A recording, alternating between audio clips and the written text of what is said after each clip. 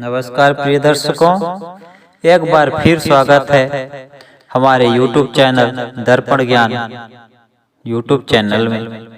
प्रिय दर्शकों, फिर एक नया वीडियो नई जानकारी लेकर आए हैं। आज की जो कहानी है, आज का जो प्रसंग है, ये बहुत ही ज्ञानवर्धक है। प्रिय दर्शकों, आज की कहानी का जो प्रसंग है, इस प्रसंग का नाम है पाप की गठड़ी। पाप हर इंसान करता है। ऐसा इस संसार में कोई भी व्यक्ति नहीं है जो पाप नहीं करता हो। लेकिन पाप की गठड़ी किसके सर पर रखी जाती है? कौन है वो व्यक्ति जिसके सर पे पाप की पगड़ी रखी जाती है? और वो संसार का सबसे बड़ा पापी होता है। आज की कहानी में हम इसको जानेंगे। प्रिय दर्शकों, आज की कहानी है वो बहुत ही पवित्र और पावन कहानी है। ऐसा कहा जाता है कि जो व्यक्ति इस कहानी को ध्यान लगाकर मन से सुनता है, उसके जीवन से समस्त प्रकार के पाप दोष नष्ट हो जाते हैं। चाहे उस व्यक्ति ने अपने जीवन में कितने ही पाप किए हों, सब नष्ट हो जाते हैं और व्यक्ति निर्दोष निरपापी हो जाता है। गंगा में नहाने से पाप दोष नष्ट हो जाते हैं।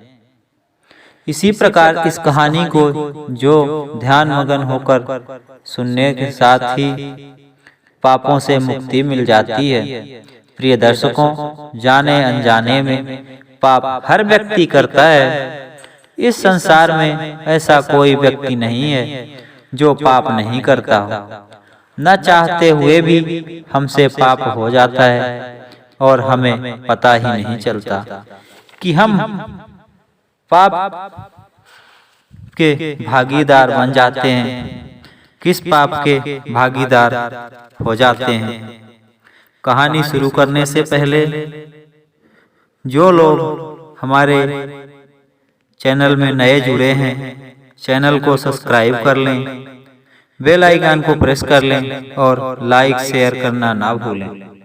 हमारे इस चैनल में हर रोज नई कहानियाँ, नई वीडियो, ज्ञानवर्धक जानकारियाँ हम लेकर आते हैं, इसलिए चैनल में बने रहें। प्रिय दर्शकों, कहानी शुरू करते हैं। एक समय की बात है कि एक वन में मोर मोरनी रहते थे।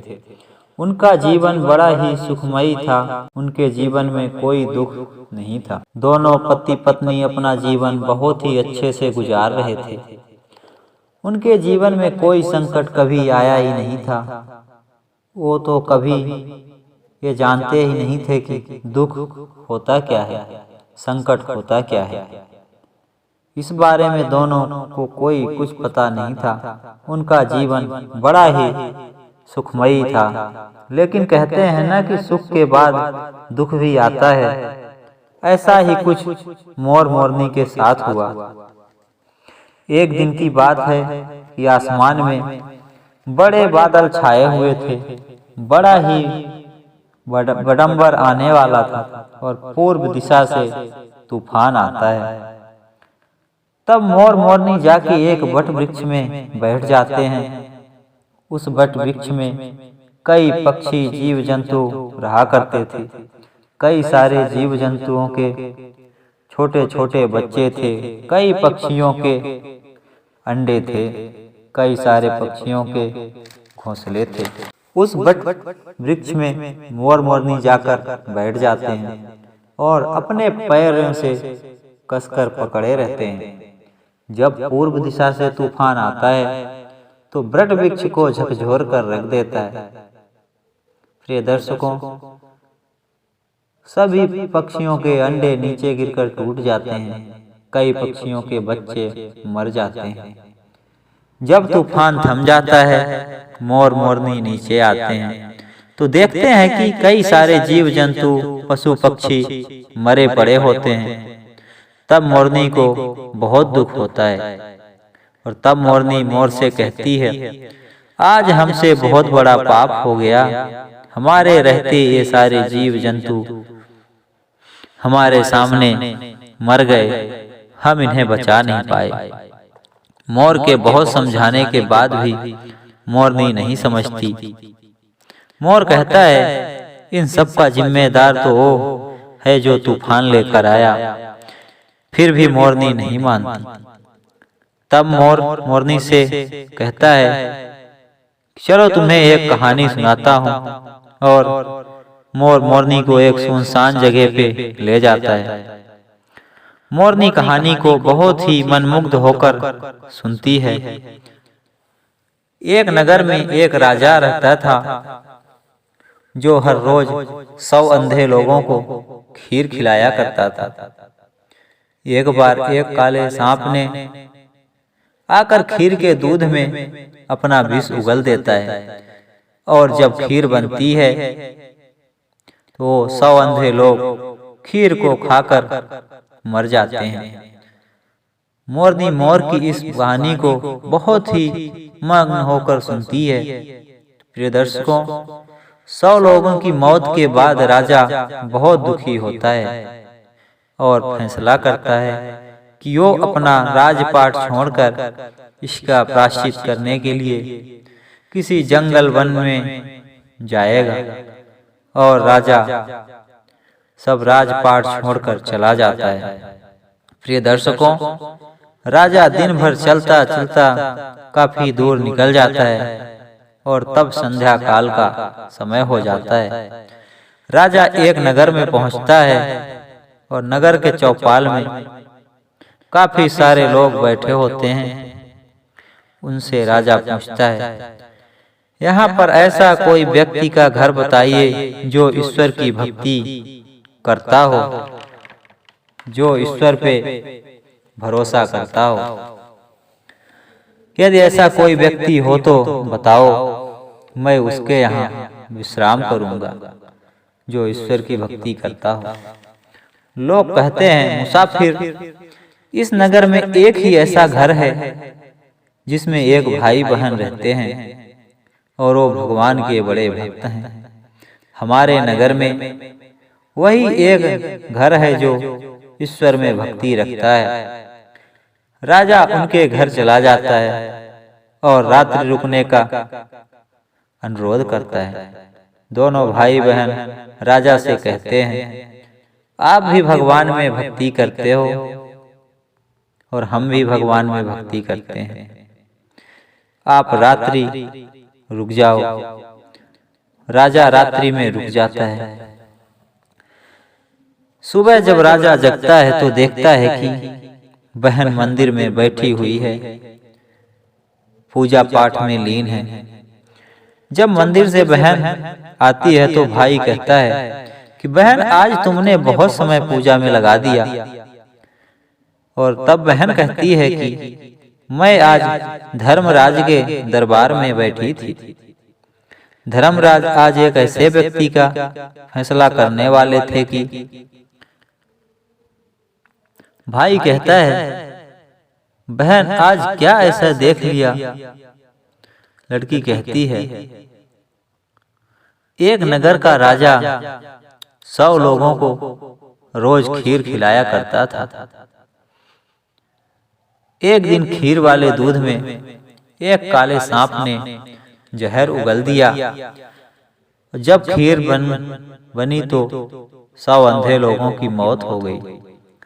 और आज ये धर्मराज फैसला करने वाले थे कि इस मौत का जिम्मेदार कौन है, खीर बनाने वाले या वो सांप या राजा। इस पाप का भागीदार कौन है? इसी फैसले को सुनने में मैं लेट हो गई। जब राजा अपनी बात को सुनता है तो चकित हो जाता है। प्रिय दर्शकों, राजा सोचता है कि यह सारी घटना तो मेरी है।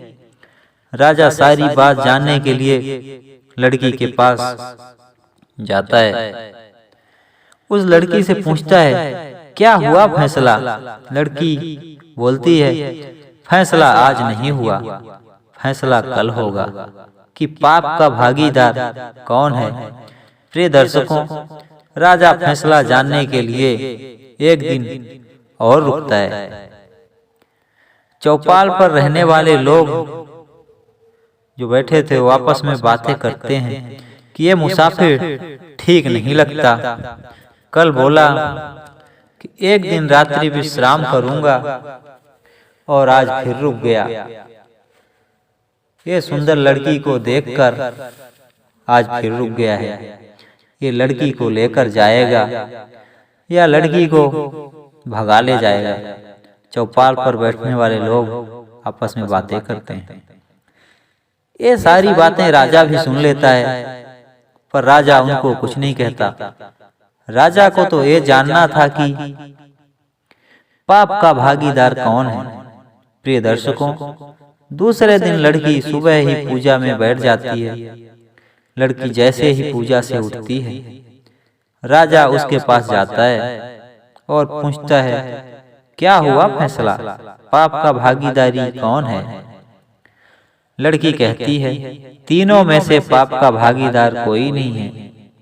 पाप के भागीदार तो वो लोग हैं जो चौपाल में बैठकर बातें कर रहे हैं। आज का ये फैसला हुआ है। पाप का भागीदार पहले सांप की थी, पर सांप भूखा था और वो अपनी भूख मिटाने के लिए दूध में मुंह डाला और उसमें जहर चला गया। इसलिए सांप को माफ कर दिया गया, क्योंकि अपनी भूख मिटाने के लिए उसने ये किया था। फिर नंबर आता है राजा का, और राजा को भी माफ कर दिया जाता है, क्योंकि राजा ने खुद से खीर नहीं बनाई थी। वो तो एक पुण्य कार्य कर रहा था और खीर किसी और ने बनाई, इसलिए राजा को भी माफ कर दिया जाता है। और फिर नंबर आता है रसोइये का, जिन्होंने खीर बनाई थी। और इसमें रसोइये की भी कोई गलती नहीं, क्योंकि उसे भी ये पता नहीं था कि दूध में जहर है। इसलिए रसोइये को भी पाप का भागीदारी नहीं माना जाता। प्रिय दर्शकों, राजा कहता है, तो किसकी है पाप की भागीदारी? लड़की कहती है, पाप के भागीदार तो वो लोग हैं जो चौपाल पर बैठकर राजा को बुरा भला कह रहे हैं, उसकी निंदा कर रहे हैं। तब मोरनी मोर से कहती है कि हम आज की मौत के पाप के भागीदार नहीं हैं। और मोरनी को तब सब बातें समझ में आ जाती हैं। प्रिय दर्शकों, दूसरों की निंदा ना करें। जो दूसरों की निंदा करते हैं वो लोग ही पाप के भागीदार होते हैं। उनके ही सर पाप की पगड़ी रखी जाती है। प्रिय दर्शकों, अगर कहानी पसंद आई हो तो चैनल को सब्सक्राइब कर देना और दर्शकों वीडियो को शेयर करना। धन्यवाद।